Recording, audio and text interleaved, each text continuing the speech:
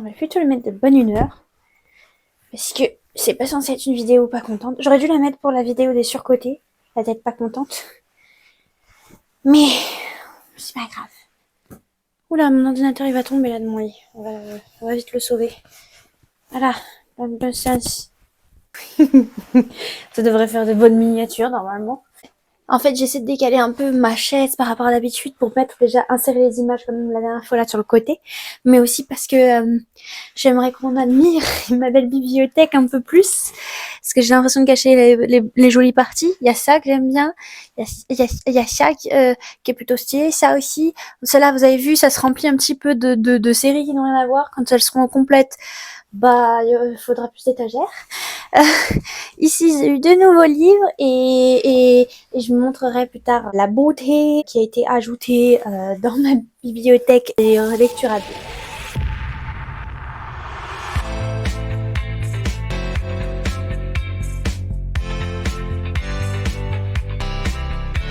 Hello, hola, bonjour, bonsoir, en bref, salut mes petits cocos. Bon retour sur ma chaîne pour les habitués. Quant au petit nouveau rat de bibliothèque, j'espère que ce que vous allez découvrir va vous plaire. Et bienvenue. Évidemment, j'avais oublié le mot de politesse. Bon, j'essaie de faire mensuellement une vidéo qui consiste en moi qui expose une collection, une série de lectures imagées que j'ai plus ou moins aimé, de lectures à bulles que j'ai plus ou moins aimé. Une semaine sur deux, c'est soit des mangas, soit une BD. Et je me lance pour ce que je promets être une vidéo normalement beaucoup plus rapide que d'habitude, pour une fois. Donc là, si je le promets, c'est on tient la promesse Camille du montage. Hein. Voilà. Là, c'est une BD. Ça y est, on est tombé sur la semaine des BD. Je vais vous parler d'une francophone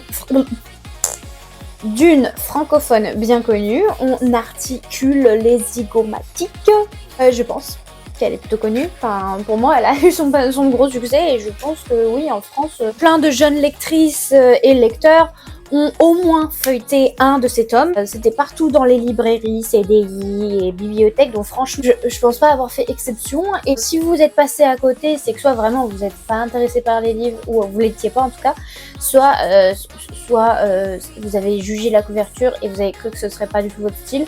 Et du coup, c'est bien, vous saviez très tôt et vous étiez pas un petit mouton. Alright. Ça fait pas de vous quelqu'un de spécial, hein. Un peu quand même, mais bon. Bref, j'ai en ma possession 2 de ces exemplaires, pas du tout dans l'ordre, mais je vais m'expliquer. Je dirais que c'est une BD où on suit l'évolution d'une vie un peu farfelue, étrange, mais très moderne et emplie de petites douceurs et d'une touche de comédie. Ça suit une jeune fille qui, au fil des tomes, devient une femme, quoi.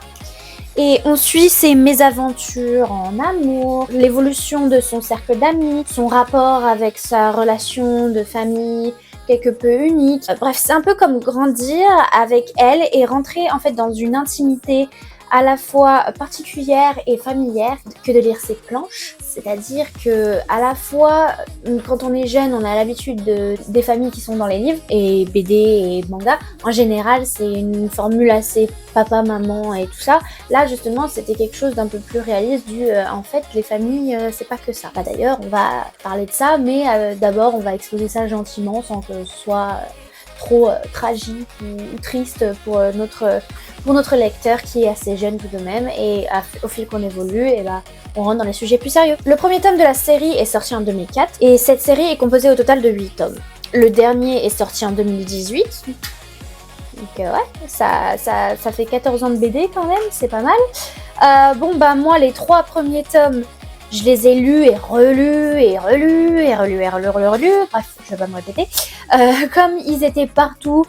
Par contre, après ça, j'ai pas trop suivi. Alors que le 4 et le 5 sont sortis quand même en 2007 et 2009, soi-disant passant les 2 années de naissance de mon frère et de ma sœur. Donc totalement, ça fait 17 ans et 15 ans que c'est sorti. Ça me rajeunit pas tout ça de dire que en fait j'étais en primaire, j'allais dire au lycée. ça aurait été vraiment vieux. Enfin, du coup, pour ceux qui étaient au lycée quand ça sortait, bah, bon, excusez-moi. Mais en gros, pour moi, ça me donne l'impression d'être vraiment vieille, de dire que bah, j'étais encore en primaire et que j'aurais pu en soi continuer à lire ces romans-là si j'y avais eu accès. Mais il faut croire que là où j'étais, ils n'avaient pas pour habitude de renouveler trop le texte, non, le stock. Voilà, le stock de quelques livres qu'ils aimaient bien nous laisser emprunter. Bon, hein, voilà, I don't know. Un salon du livre de Paris, je crois. J'ai acheté le tome sorti 3 ans après en 2012. Le tome 6, je crois que j'ai. Parce que la couverture était violette. Je sais pas si vous avez remarqué, j'aime bien le violet. Et que j'ai été en fait un peu choquée aussi. Et du coup, je me suis dit, il faut que je l'aie. De découvrir qu'il y avait en fait une suite, que la série s'était pas arrêtée, je sais pas, au 3e tome, comme j'avais dit, je m'étais arrêtée à peu près. Mais en vérité, je n'ai jamais poursuivi ma collection depuis. Pendant longtemps, je suis restée avec ce 6e tome tout seul dans ma bibliothèque, dans mes étagères, tout ça. Il était là, il se baladait, random, un peu solitaire peut-être. Puis ma mère, il y a quelques mois, elle a été dans une brocante, comme je vous avais raconté dans un de mes bilans de lecture par mois, je sais plus quel mois exactement. Et elle m'avait appelé en vidéo pour me montrer un stand de livres, manga et BD et me demander ce que je voulais parce que c'était vraiment pas cher et que ça valait le coup qu'elle me le prenne tant qu'elle y était.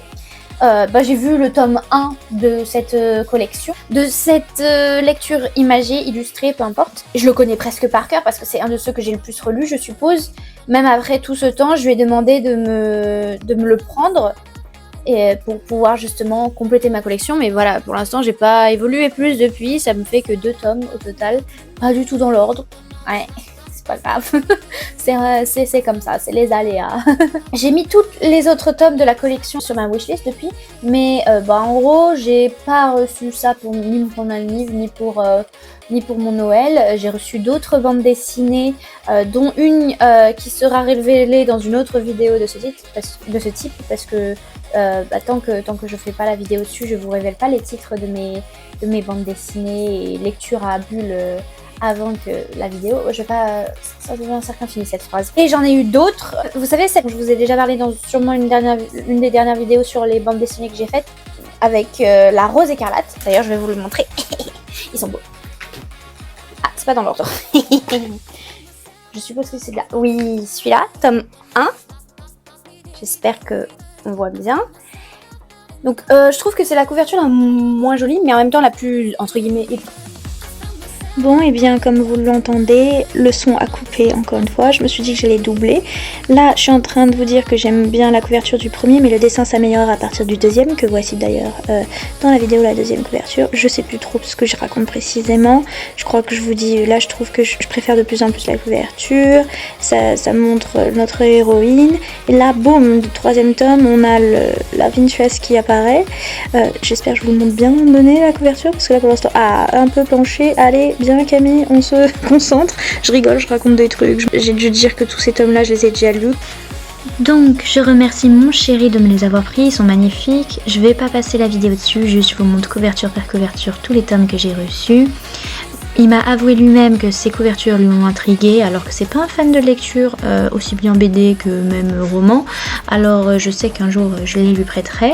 J'ai prévu de compléter cette collection et de me lancer dans sa relecture dans les premiers tomes, ainsi que dans la découverte du reste de la conclusion de la série comme je l'avais prévu pour plus tard dans ma pile à lire. Oui, parce que maintenant dans mes vidéos de 2024 sur mes bilans de lecture par mois, je vais inclure mes lectures illustrées, mais si je n'en ai pas encore parlé dans ces séries vidéo, j'assombris les couvertures et ne mentionne pas leur nom pour laisser la surprise sur ce que j'en pense dans ces vidéos-ci, comme je l'ai déjà fait. Et regardez-moi la tranche, regardez-moi ces belles couvertures. Je ne m'étends pas plus là-dessus, on passe à la suite. Je sais plus trop ce que j'ai raconté précisément vu que j'ai rigolé plusieurs fois et tout seul, vous savez comment je m'étale. Là je suis en train d'essayer de voir par rapport à ce que j'ai pris en note pour vous doubler tout ça. Donc bref, je vous donne enfin le titre de la série dont je vous parle depuis le début de cette vidéo si vous ne l'avez toujours pas deviné, même si ça m'étonnerait beaucoup quand même. Il s'agit de Lou. Attention, le point d'interrogation, d'expression est très important. Avec le point d'exclamation, merci, c'est Camille, quand même, apprends à parler le français, voilà, même en doublage, vous avez vu, je mets le tal, là vous dites, ça va pas du tout avec l'image, c'est un peu bizarre, moi aussi j'avoue, je teste pour voir, sinon la prochaine fois, je prendrai le temps de retourner la vidéo, c'est pas grave. Je pense même que je vais carrément faire ça la prochaine fois parce que là ça m'énerve, j'ai dû couper, alors que c'est une vidéo plutôt courte pour une fois de moins de 20 minutes, tout un passage où je vous parlais, je rigole et j'ai l'air de faire pas mal de gestes et d'être impliquée, d'être passionnée. Mais bon, voilà, je vous montre la couverture, la BD numéro 1, le tome 1 que j'ai, avec le point d'exclamation, comme je vous ai dit, avec le petit cœur, c'est très rose, c'est très mignon, c'est très enfantin, qui du coup je possède depuis moins longtemps.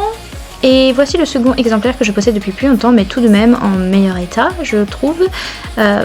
Enfin, je croyais qu'il était en meilleur état, mais du coup, je découvre, je crois, à ce moment dans la vidéo que non, pas du tout. Que je crois qu'en fait, ça se voit qu'il a voyagé dans les boîtes et tout, comparé à l'ancien. Enfin, au premier tome qui date plus, mais qui, pour autant, voilà, est en meilleur état. Bref, en les jetant sur le Goodreads, j'ai vu que l'auteur Julien Neel avait lancé une série séquelles dérivée en 2020. Pour l'instant, composée de seulement 2 tomes que j'ai aussi ajouté à ma pile à lire, que je rajouterai sur mes étagères à bulles. Il s'agit de Lou Sonata. Pour m'éviter tout spoil, j'ai évité de lire le résumé. Ah, je crois qu'à ce moment-là, j'avais fait tomber dans la vidéo ma peluche à émotion et je crois que je galère à vous dire comment je la replace et tout. Et c'était censé être un moment marrant, mais sans le son tout de suite, ça devient vite gênant. Voilà, petite galérienne que je suis, vous voyez bien. Je me mets à parler toute seule, je rage. Et maintenant, il est hors champ. Ah, et là maintenant, à partir de là, le son est très mauvais. Donc, je vais trouver le moyen de doubler tout ça. Donc après vous avoir fait une petite précision sur la raison de pourquoi mon son est aussi pourri dans cette seconde moitié de la vidéo, c'est tout simplement parce que j'essaye de faire sans le micro, mais en effet c'est toujours pas possible de filmer sans micro, je ne sais pas pourquoi mon téléphone est ainsi. Je vous parle à nouveau des séquelles et donc j'avais pris un petit peu d'avance là avec mon voice-over et du coup je vous disais... Il a lancé une série séquelles dérivée en 2020, pour l'instant composée de seulement 2 tomes, que j'ai aussi ajouté à ma pile à lire, et que je rajouterai sur mes étagères à bulles une fois que j'aurai fini la collection de la série de base. Il s'agit de Lou Sonata. Pour m'éviter tout spoil, j'ai évité de lire le résumé, même pour avoir une idée de quoi ça parlerait. Parce que je me dis que sinon ça risque de me spoiler ses précédents tomes, même si en général c'est pas une série très très grave avec des spoils très dangereux ni rien. Mais bon, vu que l'ambiance devient de moins en moins sérieuse avec de moins en moins drôle avec cette série, je préfère ne pas me gâcher le potentiel plaisir que j'aurais de retrouver dans cette lecture. Sinon, petite pause sur l'image, mais du coup je rajoute à nouveau sur le son, que après le tournage de cette vidéo, j'ai découvert que Julien Neel avait aussi fait des petites histoires pour enfants basées sur l'enfance justement de Lou, avec sa petite maman, et beaucoup plus du coup joyeux, innocent et bien plus mignon que apparemment vers ce que je vais bientôt découvrir, la fin de la série. C'est 2 petites images que je vous mets au montage ici, qui sont les couvertures. Je ne sais pas s'il y en a plus, pour l'instant c'est tout ce que j'ai trouvé. Moi je ne sais que je ne vais pas les collectionner, en revanche ce n'est pas pour moi. Ceci dit, je me dis c'est des histoires pour enfants qui font vraiment enfants, qui font pas seulement comme le reste de la série, je vous prépare à l'âge adulte et à la réalité des choses, même si c'est toujours dans une ambiance un peu loufoque que cette histoire se déroule un peu. Allez, on revient à ce que j'avais à vous dire ensuite. Sinon, je peux vous dire qu'il y a une adaptation de la BD, mais pas d'un seul tome précisément, au cinéma, que j'ai beaucoup regardé ce film quand il venait de sortir, même s'il fait parfois moins sens que la BD elle-même. Mais c'est ce qui fait son charme à la série. Quand je dis qu'elle fait pas sens, c'est-à-dire que c'est loin d'être parfait de mémoire. Au début, ça prime l'humour, mais ça devient très vite sérieux, comme je le dis, et c'est parfois mignon, mais aussi complexe. Et la romance n'y est pas, du coup, romancée, dans le sens où ce ne sont pas toujours des histoires heureuses, ce qui peut être bien, mais en même temps, c'est pas satisfaisant à lire et on s'y attend pas dans une lecture pour enfants. Mais clairement, j'ai envie d'en savoir plus sur cette lecture par nostalgie et parce que j'ai grandi, je me dis peut-être que maintenant ça me plairait plus. Je vous partage ceci parce que je veux savoir vos avis à vous autres qui avez sûrement grandi avec ces BD comme moi, et j'espère que cette vidéo et son contenu assez chaotique ne vous déplaît pas.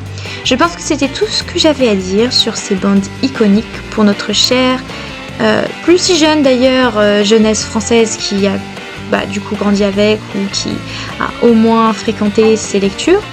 Je ne sais pas si j'aurai autant d'inspi pour un montage comique avec tous mes mèmes que la dernière fois. Comme vous le voyez, j'ai tenté au départ. Là avec le doublage on verra si j'arrive à caser quelques trucs, vu que je suis beaucoup moins dans l'humour, vu que j'essaie de résumer la vidéo, vu que je ne me rappelle plus précisément à quel point je suis partie loin dans mes petites blagues, dans mes petites remarques, dans mes petits commentaires. C'est dommage, comme d'habitude. Ça vous fait une vidéo encore plus courte, c'est à dire que déjà qu'elle faisait moins de 20 minutes, ce qui était waouh, rarissime, et bah là avec mon doublage qui va beaucoup plus droit au but parce que je n'arrive pas à savoir tout ce que je raconte là, et bah nous voici presque finis.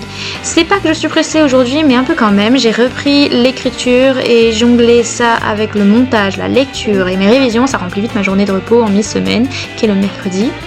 Donc comme promis, à chaque fin de vidéo je vous parle de ma lecture actuelle. Nous sommes le mercredi 10 janvier alors que je tourne en ce moment. Je lis le dernier tome de la série If Love par Anna Weng, intitulé If We Were Perfect, qui pourrait se traduire par si nous étions parfaits.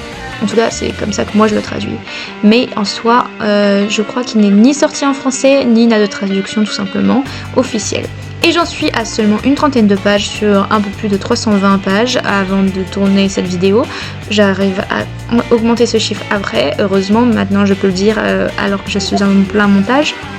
J'ai même carrément fini parce que je suis très en retard sur mon montage alors que ça devait être une vidéo toute courte et rapide à faire. Bon bah je travaille beaucoup comme je vous ai dit. Sur ce je vais retourner à ma liseuse. Pour avancer dans ma lecture je vous souhaite comme d'habitude d'avoir de bonnes lectures. J'espère que votre rentrée de 2024 se passe sans accroc et que vous n'avez pas trop tous déjà abandonné vos nouvelles résolutions. Moi j'essaie de m'y tenir. Je vous dis à la prochaine fois mes petits cocos. Plein de bisous. Bye bye. J'ai un peu d'avance. Voilà, un petit bisou, je pense que c'est le moment du revoir. Ah oui, j'ai mis du rouge à lèvres sur ma main, je rigole. Allez, bye bye. Je close le computer et petite danse. Ok, pourquoi? Je ne sais pas. Allez, bye bye.